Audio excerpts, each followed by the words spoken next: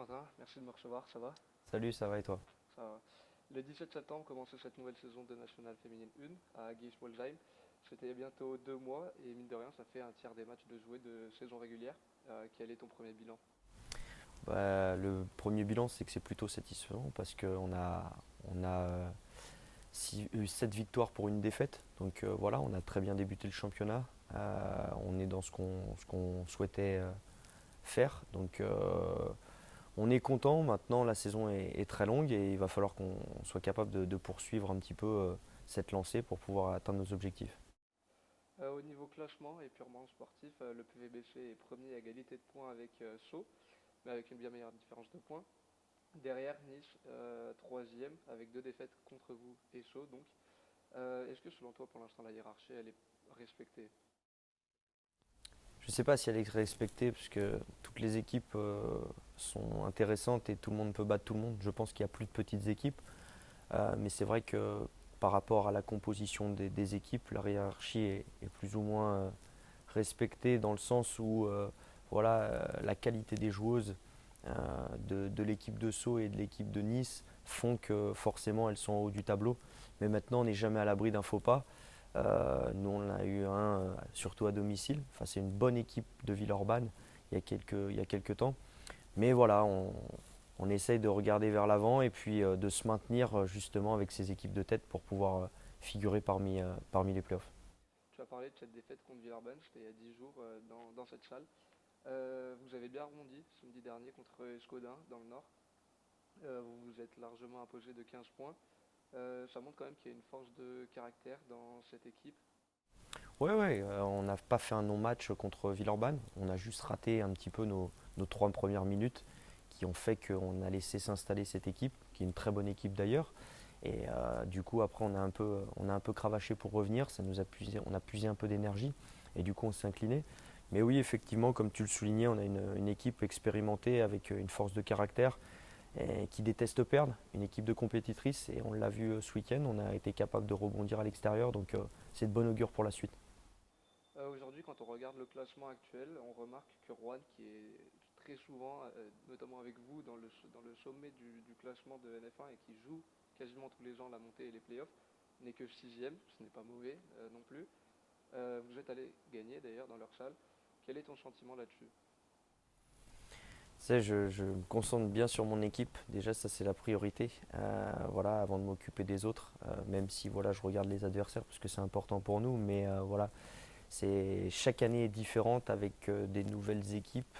Elles ont perdu quand même une joueuse qui était MVP du championnat l'année dernière, alors américaine Beverly. Donc forcément, ça déséquilibre un petit peu. Mais voilà, cette équipe, elle n'est pas si loin que ça. Elle est sixième, comme tu l'as souligné. Et je pense que sur la deuxième partie de saison, avec un peu plus, ils ont quand même renouvelé pas mal leur effectif.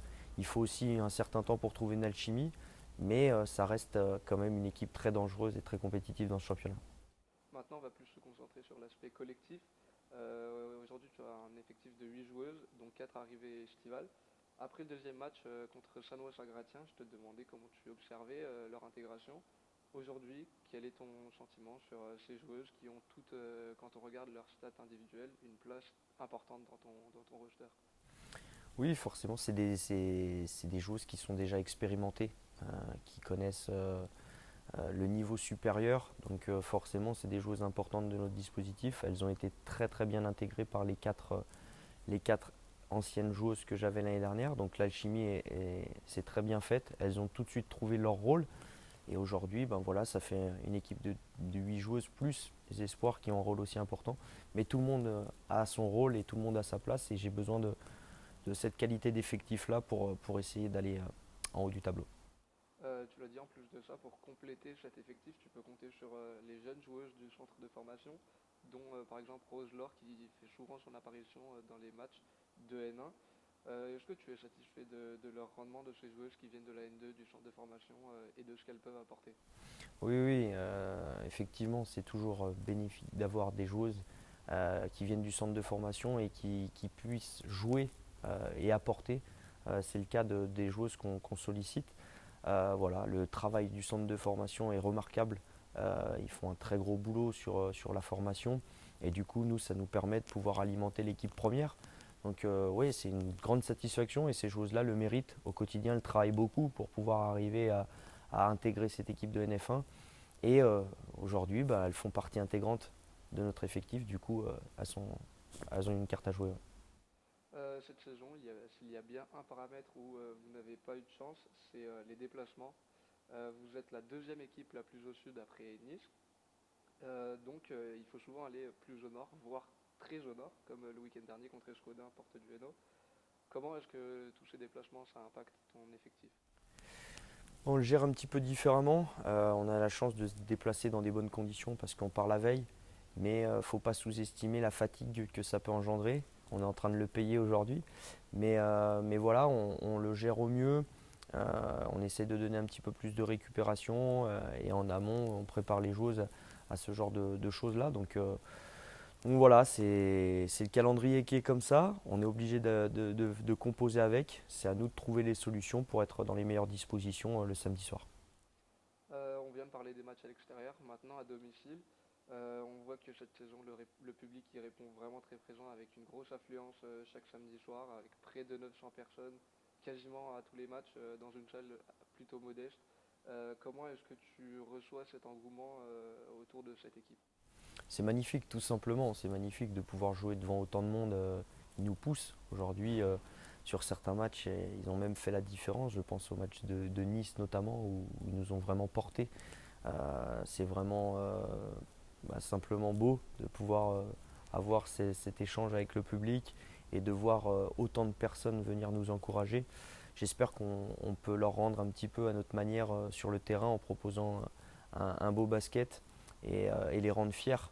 Ça, c'est ce qu'on peut essayer de pouvoir produire. Maintenant, j'espère qu'ils viendront de plus en plus nombreux et que la salle continuera à être chaude parce qu'on va en avoir besoin sur les échéances futures.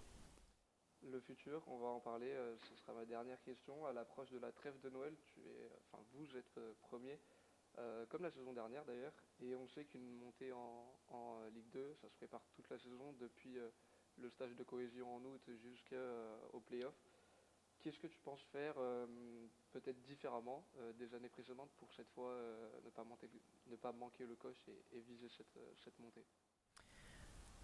Ça a été préparé déjà en amont. C'est pas à partir de maintenant qu'on a mis des choses en place. C'est depuis le début de la saison, mais il y a tout l'aspect basket qui est très important, bien sûr, parce que c'est le cœur de notre métier, mais aussi tout ce qu'il y a en dehors du basket qu'on peut aussi maîtriser. Ça, c'est des paramètres qu'on a essayé de changer durant l'intersaison pour pouvoir avoir aussi de la fraîcheur mentale. Je pense que notre saison est très longue, très éprouvante. Et il faut avoir une stabilité pour ne pas chuter à un moment donné dans l'année. Donc voilà, on a changé, on a modifié certaines choses avec mon staff pour préparer les joueuses dans les meilleures conditions et qu'on arrive avec à la fois le contenu basket, mais aussi l'extra basket qui va nous permettre aussi de nous porter et d'aller atteindre les objectifs pour pouvoir faire une saison parfaite, je l'espère.